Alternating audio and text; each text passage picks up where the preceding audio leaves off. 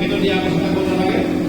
চ' মানে সৰু ষ্টৰী কম আৰু কাহিনীটো কম কথাখিনি শেষ কৰিব। তাত যদি কাৰোবাৰ কিবা সুধিব লগা সুধিব পাৰে।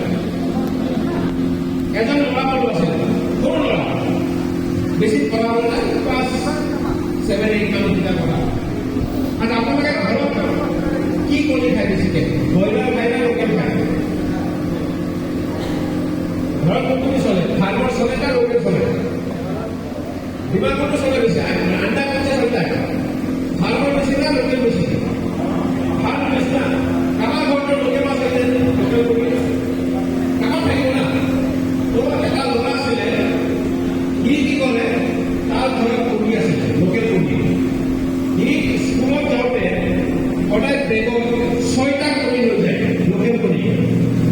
কিন্তু বইল নকৰে, অমলেট নকৰে, কেঁচা কণী। কি লৈ যায়? সি লৈ কি কৰে গম পায়?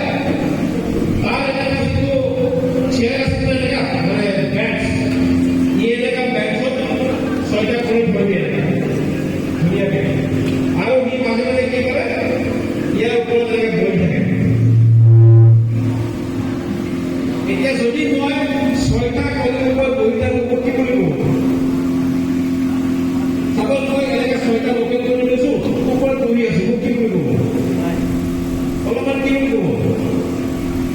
দিমাগ में थोड़ा सा प्रॉब्लम है, कौन लोगों এনেকে আন্দা কাম করবে বেটাই তো এনেকে দেখতে লোক বিলাকে কমে দেখতে আরে কি করে এনেকে আন্দা তো বই লাগে তো মাস্টার মানে স্যার আপনি তো স্যার কে লাগে স্যার হিসেবে যে ভাইকে কি বলছে আপনি স্যার মোর ঘরত মুরগি পুহিছো মানে ভেরি গুড স্যার মই যেতিয়া ঘৰত মুৰগি পুহিছো মুৰগি মই দেখা পাইছো যে কি কৰে